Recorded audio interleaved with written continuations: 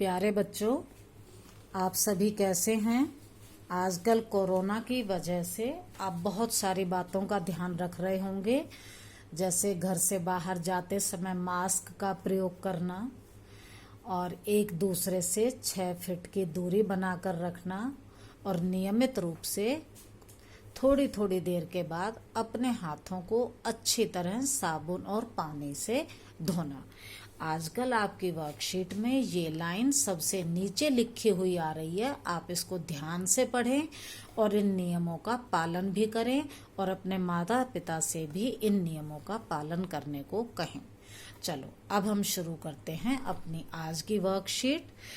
आप वर्कशीट में देख रहे हैं, ये कक्षा 9th की है और इसका विषय है विज्ञान, साइंस की है। कार्यपत्रक वर्कशीट को कहते हैं और आज वर्कशीट नंबर है 46 और आज की डेट है 19 अक्टूबर 2020। यहाँ आपको विद्यार्थी के नाम में अपना नाम लिखना है और ये कक्षाध्यापक का नाम है। आप कक्षाध्यापक को हटाकर अध्यापक का नाम लिख लेना जो आपको साइंस पढ़ाते हैं। और ये आपका लेसन है 6, आपके साइंस की बुक में है और इसका नाम है ऊतक। ऊतक के बारे में अब तक आप बहुत कुछ पढ़ चुके हो। आप पढ़ चुके हो कि ऊतक क्या है। मैंने बताया था कि बहुत सारी कोशिकाओं का समूह जिनका कार्य एक जैसा हो और जिनका आकार और आकृति एक जैसी हो, उन्हें हम ऊतक कहते हैं। आपको मालूम है हमारा शरीर कोशिकाओं से बना हुआ है और जब कोशिकाओं का कोई समूह एक जैसे आकार का होगा और वो एक जैसा काम करेंगे ग्रुप बनाकर, तो उन्हें हम कहेंगे ऊतक। फिर आपको बताया था कि ऊतक जो हैं, जो पौधे के अंदर ऊतक हैं उनको कहते हैं पादप ऊतक और जो जंतुओं में ऊतक मिलते हैं उनको कहते हैं जंतु ऊतक। अब आप बताओ मेरे अंदर कौन सा ऊतक होगा, पादप ऊतक या जंतु ऊतक? हाँ बेटा, हमारे अंदर होगा जंतु ऊतक, क्योंकि हम पौधे नहीं हैं, हम जंतु हैं। अब ये जो पादप ऊतक है, ये मैंने आपको बताया 2 प्रकार के हैं, एक है विभज्योतक और दूसरे हैं स्थायी। विभज्योतक का मतलब है इस ऊतक की कोशिकाएं निरंतर विभाजित होती रहती हैं। विभाजित का मतलब 1 से 2, 2 से 4, 4 से 8 लगातार वो विभाजित होती रहती हैं और नई कोशिकाएं बनाती रहती हैं। ये फिर 3 प्रकार का था। अगर ये टिप पर है, जड़ या तने की शीर्ष पर है, बिल्कुल टिप पर है, तो शीर्षस्थ, ठीक है। और जहां से पत्ती निकलती है अगर वहां पर है तो अंतर्विष्ट, और अगर ये साइड में है तो इसको हम कहते हैं पार्श्व। दूसरे ऊतक थे स्थायी ऊतक। जब विभज्योतक वाली कोशिकाएं विभाजित होना बंद कर देती हैं तो वो एक अलग आकार ले लेती हैं और कोई एक विशेष कार्य करने लगती हैं, स्थायी रूप ले लेती हैं। इस क्रिया को कहते हैं विभेदीकरण। और कौन सा ऊतक बनता है? स्थायी ऊतक, ठीक है। अब ये स्थायी ऊतक फिर 2 प्रकार का है, एक है सरल स्थायी ऊतक और दूसरा है जटिल स्थायी ऊतक। देखो बेटा, सरल का मतलब सिंपल, जिसकी कोशिकाएं एक ही प्रकार की हों, ऐसा स्थायी ऊतक जिसकी सभी कोशिकाएं एक ही प्रकार की हों, उन्हें हम कहते हैं सरल स्थायी ऊतक, ठीक है। ऐसा ऊतक जिसकी सभी कोशिकाएं एक ही प्रकार की होती हैं उसे हम क्या कहते हैं? सरल स्थायी ऊतक। बेटा अब जटिल तो आपको अपने आप याद हो गया होगा, बस क्या परिवर्तन करना है? ऐसा ऊतक जिसकी सभी कोशिकाएं एक ही की जगह आपको विभिन्न लगा दोगे तो वो जटिल हो जाएगा, जो मैं अगली क्लास में पढ़ाऊंगी, ठीक है। अब ये सरल स्थायी ऊतक 3 प्रकार के हैं। कितने प्रकार के हैं? 3 प्रकार के।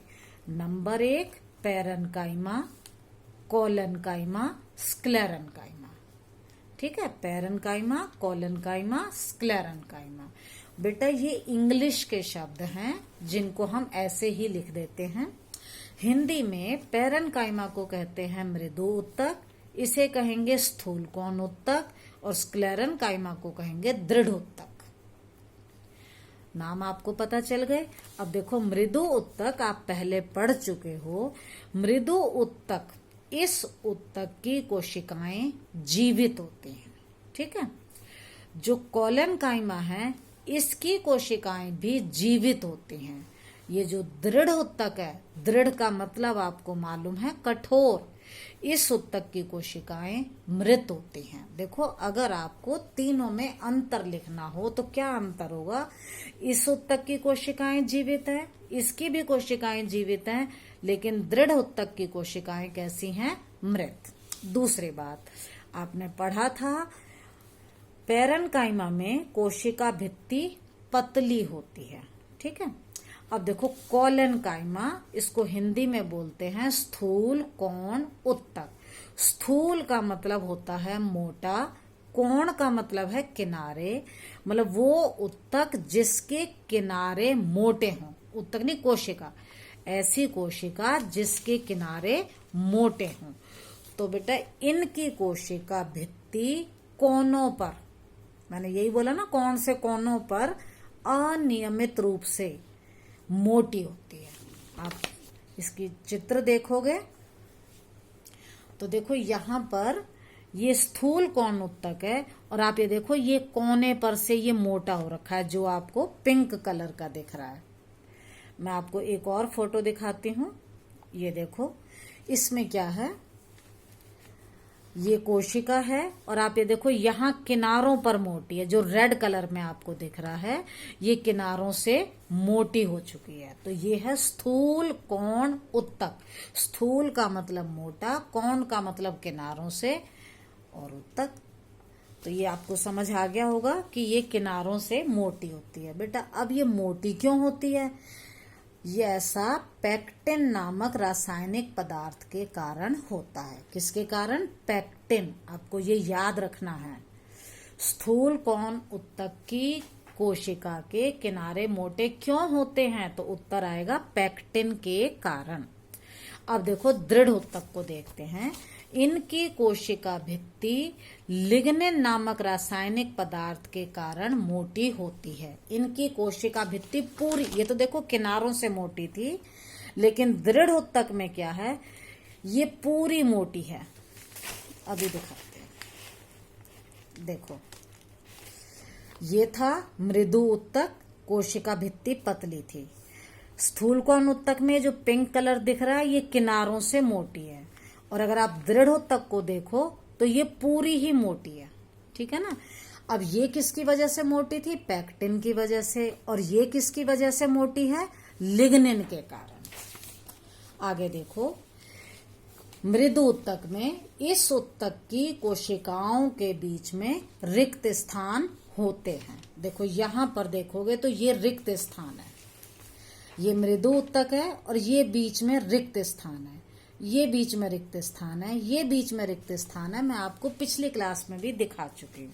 अब आप इसको देखोगे तो ये मोटे हैं किनारे, तो यहाँ रिक्त स्थान बहुत कम होंगे। और अगर आप इसको देखोगे स्थूल कोण उत्तक को, तो रिक्त स्थान बिल्कुल नहीं होते।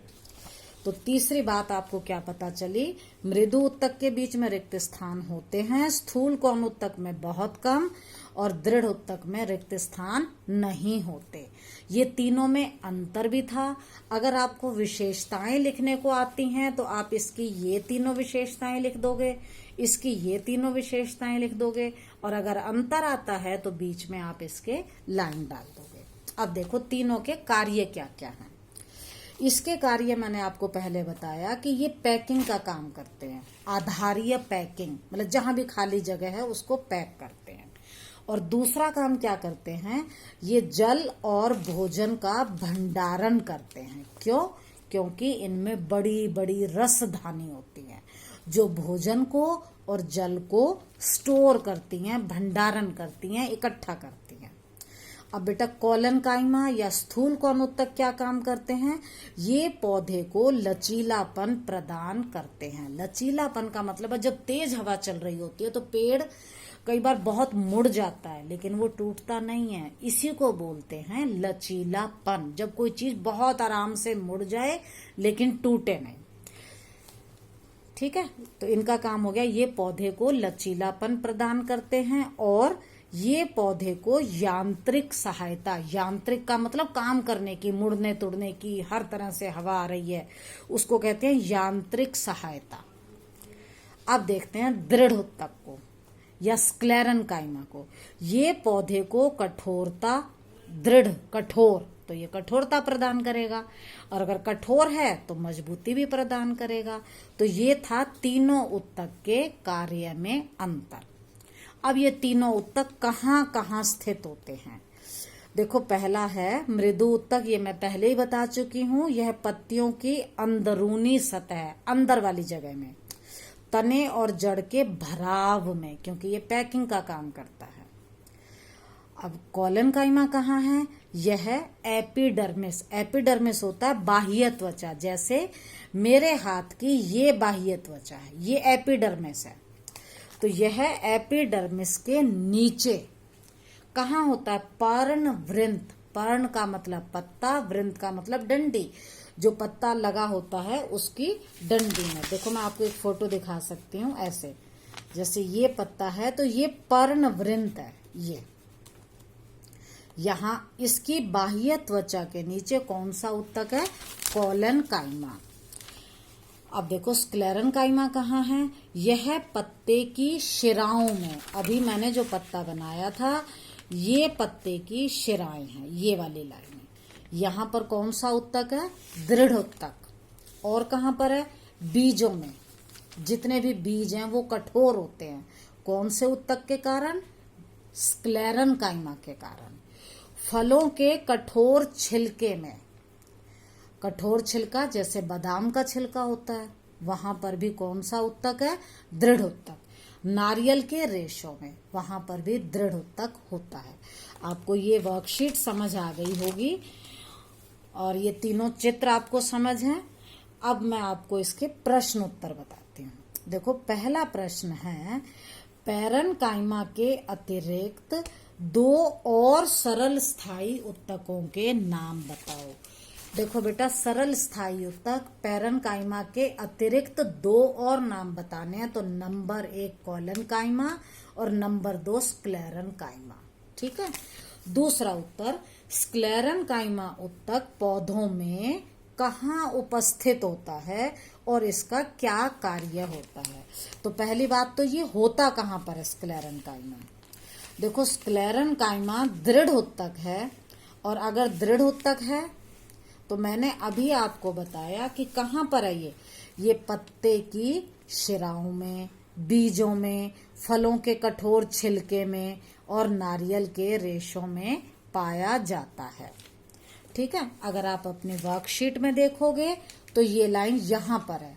यह उत्तक तने में, संवहन बंडल के समीप, पत्तों की शिराओं में, बीजों और फलों के कठोर छिलके में उपस्थित होता है।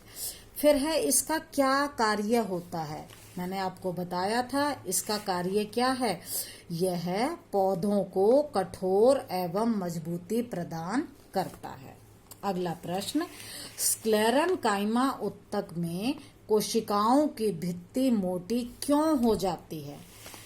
मैंने आपको बताया है, इस उत्तक की भित्ति लिग्निन नामक रासायनिक पदार्थ के कारण मोटी हो जाती है। तो इसका उत्तर आएगा लिग्निन नामक रासायनिक पदार्थ के कारण।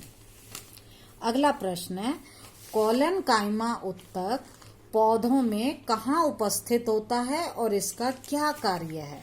देखो, कॉलन काइमा कहाँ उपस्थित है? मैंने आपको बताया है अभी, यह पौधे में एपिडर्मिस, एपिडर्मिस मैंने आपको, जैसे ये मेरी है इसी तरह पौधों की भी एपिडर्मिस होती है, बाह्य त्वचा के नीचे पर्णवृंत में देखा जाता है। अगला प्रश्न, स्क्लेरन काइमा और कॉलन काइमा उत्तक में अच्छा एक मिनट, ये कॉलन काइमा का क्या कार्य होता है? ये क्या करता है पौधों को? ये पौधों को लचीलापन देता है और ये पौधों को यांत्रिक सहायता प्रदान करता है। लास्ट है स्क्लेरन काइमा और कॉलन काइमा उत्तक में अंतर स्पष्ट कीजिए। बेटा आपको कुछ नहीं करना, दोनों के बीच में एक लाइन डालनी है और अंतर लिखने हैं, जैसे मैंने आपको अभी बताया। देखो ये कॉलन काइमा और ये स्क्लेरन काइमा, आपको इन दो में अंतर देना है, ठीक है। तो क्या है, इस उत्तक की कोशिकाएं जीवित हैं, इसकी कोशिकाएं मृत हैं। इसकी कोशिका भित्ति कोनों पर मोटी है, इसकी कोशिका भित्ति पूरी मोटी होती है। ये पैक्टिन के कारण मोटी है और ये लिग्निन के कारण। इसकी कोशिकाओं के बीच में रिक्त स्थान बहुत कम है और इसकी में रिक्त स्थान नहीं होते। ये पौधे को लचीलापन देता है, ये पौधे को कठोरता और मजबूती प्रदान करता है। फिर आप लिख सकते हो जितने मर्जी अंतर। ये कहाँ पाया जाता है? ये एपिडर्मिस के नीचे पर्णवृंत में, और ये पत्ते की शिराओं में, बीजों में, कठोर छिलकों में पाया जाता है। तो ये आपके अंतर हो गए। वीडियो को अच्छे से देखो, कुछ बात समझ नहीं आती तो पूछो और वर्कशीट को करके जल्दी से भेजो।